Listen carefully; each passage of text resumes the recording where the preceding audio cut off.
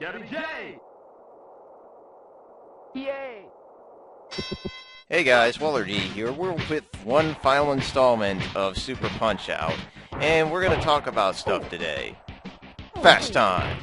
No, we're not. We're going to talk about why this game is much easier than the other two Punch-Out games. I should say much easier, but it's definitely going to give you less trouble. Now, one big reason why this game is much easier than the other two Punch-Outs is that the other Punch-Outs had 3 rounds. This game only has 1. And you're probably thinking, is it really that much of a difference? And I'm going to tell you yes, very much so. Because for one thing, you can figure out exactly the times that your opponents are going to throw out moves and when to expect them if the time passes at a certain moment. And you can basically be 1 or 2 steps ahead of your opponents that way. And that can make for an easier time just by preparation of memory. And that's the thing about this game. You only have 1 round to worry about. In the other games, you have 3 rounds to worry about, where your opponent does different moves according to the rounds. It does different moves according to how they get knocked down, and they get different moves according to how you get knocked down. So it is definitely a lot more convoluted in terms of you're going to have a lot more stuff to jam into your head, and you better remember this guy pretty well, because hell, that's the thing about Punch-Out. Memorization and timing is basically your best friends in this series.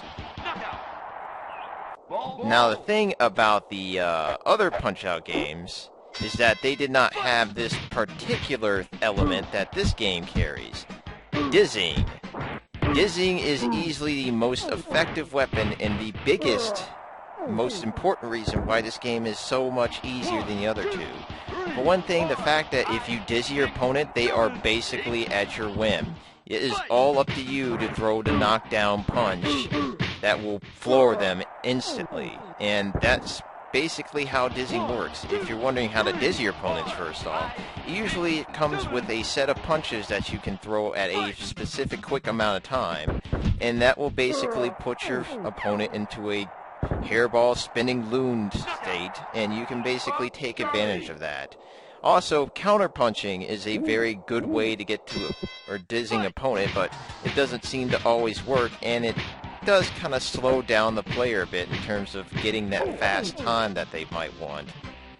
However, as you can see, it is very effective in getting your opponent down in under 10 seconds, most of all. So that is a really big reason why this game is definitely much easier than the other Punch-Out games, because you can just freaking put your opponent down in seconds. And that's not possible in the original Punch-Out or the new Punch-Out. Granted, there are ways to knock them down instantly. However, there are not ways to basically just put them out just like out of nothing. That's the thing. Now, the third thing that's really effective in this game as opposed to the other games is counter-punching itself. Counter-punching can leave your opponent in this very stunned phase. Not to mention, it also does a lot more damage than a normal punch. So this kind of aspect makes it really crucial to do counter-punches because it's in your best interest. You get more damage, you stun your opponent out of a punch that you could have been taking in the face, and it's just going to lead to dizzying. That's the thing. I mean, that's a really powerful tool. See, look, right there, 6 seconds of counter-punching and dizzying. That's pretty much how you can beat this game incredibly fast. Now, the thing about the counter-punching in the other games is that if you did that, your opponent would get a star from your opponent. And this is where the fourth idea comes into play, because the star system is so much different from the steroids bar at the bottom of the screen. For one thing, stars disappear when you use them, so once you get a star and you use that punch, it's gone. You don't have it anymore. The KO meter, however, or steroids meter, this stays until you get hit. So if you keep yourself out of harm's way, you can throw as many KO punches and rapid punches as you like, because it's basically that way. I don't know why, but hell, you can just basically throw all these damn uppercuts and hooks, and your opponent can't do anything about it until he hits you. which makes it very easy for you to dizzy your opponents or do some major damage in a short amount of time. So that's pretty much the 4 big reasons why Super Punch-Out gives players a much easier time than the other 2 games, because you can basically have 1 round to beat your opponent, you can dizzy them and do that, and you can counterpunch them effectively and pretty much stall their offensive outputs, as well as pretty much dizzying again. That can be very dangerous for your opponent in terms of, well, I'm screwed because I can't really do anything. Thanks a lot. And then, of course, the KO punches and the way it works in this game. Now, you're probably thinking, God, all these things that make the game easier, should I still play? Is it still going to be difficult for me? Well, obviously, the game's still going to be difficult to you if you're coming into it blind, first and foremost. Being blind to the game is kind of half the battle. If you don't know what your opponents are going to throw at what times, you are pretty much kind of walking in blindfolded, and you're going to get hit a bunch until you get used to what they do. And once you do, that's when you're going to start winning. But there's going to be a learning curve, and that learning curve is pretty damn steep at times, especially when you consider some other things I'm going to talk about. Now, a second thing about this game that makes it much more interesting than the other ones in terms of having a completely different playstyle than the other games, that's where the game kind of separates itself a bit, because you cannot play Super Punch-Out like you can the other Punch-Out games, because for one thing, the other Punch-Out games have specific things that the player needs to know, like for instance countering punches or stars, which you really want to get a lot of the time, because that's basically one of your strongest moves in the game, and you have to make sure that star punch hits too. That's another thing. If you just throw it out and the opponent's smart enough to dodge it, you're screwed. You just lost that powerful weapon. Here, you kind of have that powerful weapon on your side the whole time, like a revolver. And you can just whip it out as much as you want, shoot the opponent with a bunch of uppercuts, and bam, he's pretty much going to have to get hit one time or another. Or you can even go with the frickin' rapid hooks, which Punch-Out and the other Punch-Out never even considered having, because, hell, I can see why a little bit. It would make the game kind of easy in that sense, because, hell, rapid punches are really effective in this game, if you haven't noticed from all the dizzying that's occurred, and the fact that countering punches with rapid hooks means a lot more punches landing. So that's another thing about this game.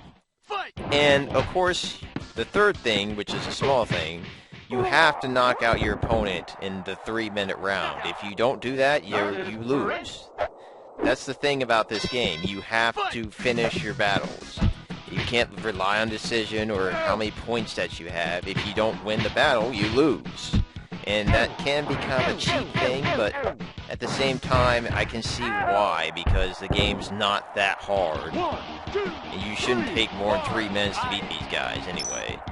Now, another thing about this game that is definitely much different from the other Punch-Out games, as you've been noticing, blocking is very prominent in this game, and that could be not said for the other ones. There's like only a few fights where you actually need to block, and blocking is actually a bad thing for the boxer in the other 2 Punch-Out games, because if you block, you lose stamina. In this game, you have all the stamina in the world when it comes to blocking, and you kind of need that stamina, because, hell, these guys throw like 3-hit combos at you all the time, and blocking those 3 hits is important. So that's basically the thing about what makes this game different. Now, what makes this game great and what you should take away from it is that it's pretty much the closest thing you'll get from having an arcade feel of Punch-Out to play at home. And trust me, I've never seen an arcade machine of Punch-Out or Super Punch-Out. So that's a good thing already. I mean, there are ways, I'm sure, but I just would like to play the original arcade machines, honestly.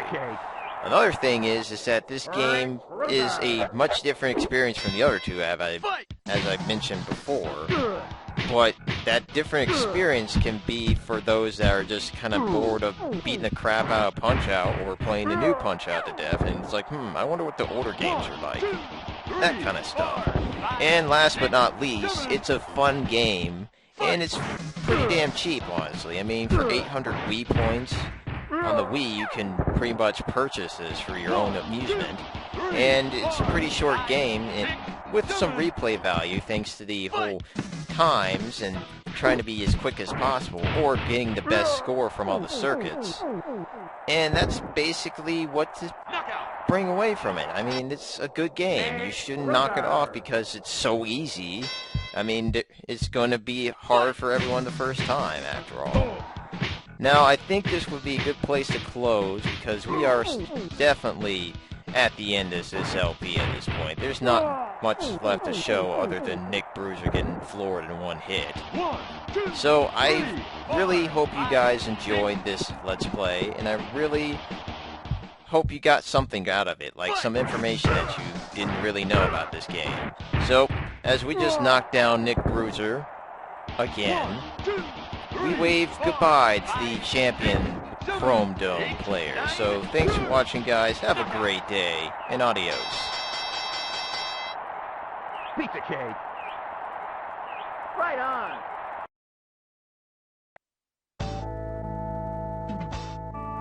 Come on, yeah. Come on, yeah. Come on, yeah.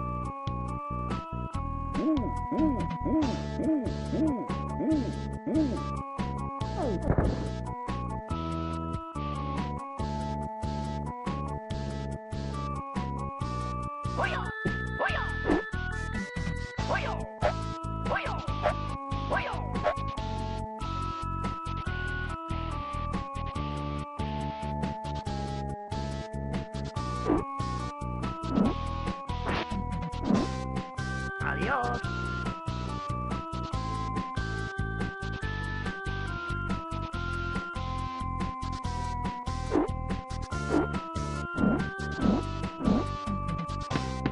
Good night.